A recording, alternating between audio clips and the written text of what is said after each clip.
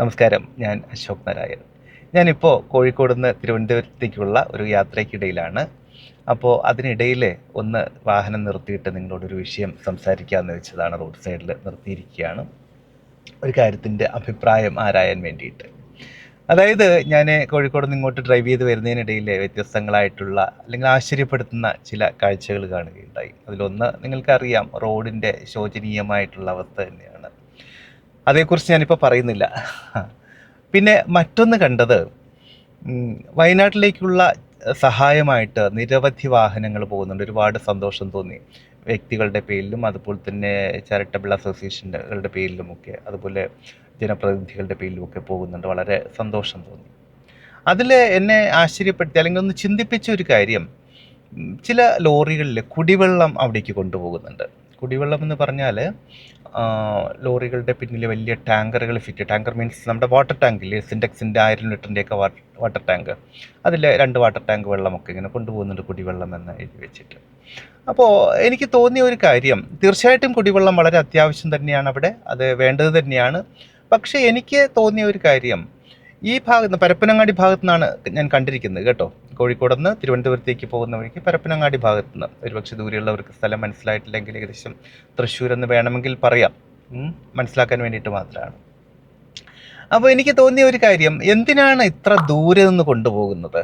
ആ വാഹനത്തിൻ്റെ എക്സ്പെൻസ്, അതിലെ ജോലിക്കാരുടെ കൂലി, ഒരുപക്ഷെ സന്നദ്ധ പ്രവർത്തകരായിരിക്കാം, എങ്കിൽ പോലും അവിടെ എനിക്ക് തോന്നിയ ഒരു കാര്യം, വയനാട്ടിൽ നിന്ന് ഏറ്റവും അടുത്ത് അവൈലബിൾ ആയിട്ടുള്ള ഒരു സ്ഥലത്ത് നിന്നും അവർക്ക് കുടിവെള്ളം അറേഞ്ച് ചെയ്ത് കൊടുത്തുകൂടി? ഈ എക്സ്പെൻസ് പകുതിയായിട്ട് കുറയ്ക്കാൻ സാധിക്കില്ലേ? പകുതിയായിട്ട് കുറയ്ക്കാൻ സാധിച്ചാൽ അതിലൂടെ ചിലപ്പോൾ 2 ബാരൽ വെള്ളം കൊടുക്കാൻ ഉള്ള ഒരു സാഹചര്യത്തിൽ നമുക്ക് 4 ബാരലാക്കിയിട്ട് കൂടുതൽ സ്ഥലങ്ങളിലേക്ക് കൊടുക്കാൻ പറ്റും. മനസ്സിലാവുന്നുണ്ടോ? ഈ കുടിവെള്ളം സപ്ലൈ ചെയ്യുന്ന ധാരാളം ആൾക്കാർ അവരുടെ ബോർഡുകളും മറ്റു കാര്യങ്ങളൊക്കെ ഇടയ്ക്ക് കാണാറുണ്ട്, പ്രത്യേകിച്ച് കോഴിക്കോട് ഭാഗത്തൊക്കെ. വയനാട് ഭാഗത്തേക്ക് എങ്ങനെയാണെന്ന് എനിക്ക് അറിയില്ല. ഒരുപക്ഷെ താമരശ്ശേരി ആ ഭാഗത്തോ അതിന് മുകളിലേക്കൊക്കെ അവൈലബിൾ ആണോ എന്നും അറിയില്ല. എന്തായാലും എനിക്ക് തോന്നിയത്, അത്രയും ദൂരെ നിന്ന് കൊണ്ടുപോകുന്നതിനേക്കാൾ ഭേദം ഏറ്റവും അടുത്ത് അവൈലബിൾ ആയിട്ടുള്ള ഒരു സ്ഥലത്ത് നിന്ന് എത്തിച്ചു കൊടുക്കുന്നതല്ലേ കൂടുതൽ നല്ലത്. ഇനി അതിൽ സാങ്കേതികമായിട്ടുള്ള മറ്റെന്തെങ്കിലും തടസ്സമുണ്ടോ എന്ന് എനിക്കറിയില്ല. അത് നിങ്ങളോടൊന്ന് ആരായാൻ വേണ്ടിയിട്ടാണ് ഞാൻ ഈ ഒരു വീഡിയോ പോസ്റ്റ് ചെയ്യുന്നത് കേട്ടോ. അതല്ലാതെ മറ്റൊന്നും കൊണ്ടല്ല, ആരെയും കുറ്റപ്പെടുത്താനോ ക്രിട്ടിസൈസ് ചെയ്യാനോ ഒന്നുമല്ല. ഇതിനെക്കുറിച്ചുള്ളൊരു അഭിപ്രായം തേടാൻ വേണ്ടിയാണ്. മാത്രമല്ല, ഒരു പക്ഷേ ഞാൻ ഈ പറഞ്ഞത് സാധ്യമായിട്ടുള്ളൊരു ആശയമാണെങ്കിൽ തീർച്ചയായിട്ടും നമുക്കത് അതിലൂടെ നമ്മളുടെ ഇടയിൽ സന്നദ്ധ പ്രവർത്തകരൊക്കെ ഉണ്ടല്ലോ, നമുക്ക് ആ വിധത്തിൽ കാര്യങ്ങൾ മുന്നോട്ട് കൊണ്ടുപോകാൻ സാധിക്കും. അങ്ങനെയാണ്. ചാരിറ്റിയുമായിട്ട് ബന്ധപ്പെട്ട് മറ്റൊരു കാര്യം പങ്കുവയ്ക്കാൻ തോന്നുന്നത്, 2018 മറ്റോ ആണ് തോന്നുന്നു, ആദ്യത്തെ ഫ്ലഡിൻ്റെ സമയത്ത്.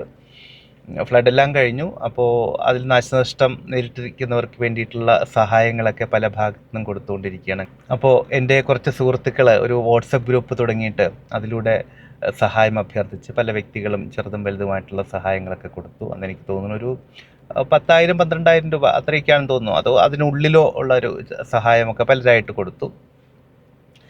ആലപ്പുഴ ഭാഗത്തുള്ള ആരെയോ സഹായിക്കാൻ വേണ്ടിയായിരുന്നു, രക്ഷാപ്രവർത്തനത്തിന് ഏർപ്പെട്ടിട്ട് പരിക്ക് പറ്റിയ അല്ലെങ്കിൽ അങ്ങനെ എന്തൊക്കെയോ സംഭവിച്ച ആരെയോ സഹായിക്കാൻ വേണ്ടിയായിരുന്നു.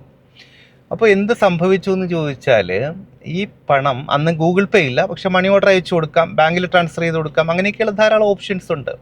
പക്ഷേ ഈ പണം അദ്ദേഹത്തിന് കൊടുക്കാൻ വേണ്ടിയിട്ട് ഇവിടുന്ന് ഈ ഗ്രൂപ്പിൻ്റെ ഭാഗമായിട്ടുള്ള 4 പേര് കോഴിക്കോട് നിന്ന് അവിടേക്ക് പോവുകയുണ്ടായി. അപ്പോൾ പിന്നീട് അതിൻ്റെ കണക്ക്, വരവ് ചെലവുകളൊക്കെ വന്ന സമയത്ത് ഇവർ പോയ എക്സ്പെൻസ് അങ്ങനെ തുടങ്ങിയ കാര്യങ്ങളൊക്കെ തന്നെ ഏകദേശം ഈ ടോട്ടൽ എമൗണ്ടിൻ്റെ 25%ഓ അതിലധികമോ ആ വിധത്തിൽ തന്നെ പോയി കഴിഞ്ഞിട്ടുണ്ട്. മനസ്സിലാവുന്നുണ്ടോ? മാത്രമല്ല, എന്നെ അവിടെ വേദനിപ്പിച്ച ഒരു കാര്യം എന്താണെന്ന് പറഞ്ഞിട്ടുണ്ടെങ്കിൽ, അവർക്ക് ഈ പണം കൈമാറുന്നതിൻ്റെ ഒരു ഫോട്ടോ എടുത്തിട്ട് അന്ന് ഈ വാട്സപ്പ് ഗ്രൂപ്പിലും അതുമായിട്ട് ബന്ധപ്പെട്ട ഫേസ്ബുക്കിൻ്റെ ഗ്രൂപ്പിലുമൊക്കെ പങ്കുവെക്കുന്നത് കണ്ടു. അത് വല്ലാത്ത വേദന തോന്നി. കാരണം ആ ഒരു കുടുംബനാഥൻ, അദ്ദേഹത്തിൻ്റെ ഭാര്യ, അദ്ദേഹത്തിൻ്റെ കുഞ്ഞുങ്ങൾ ഒക്കെ നിൽക്കുന്നു.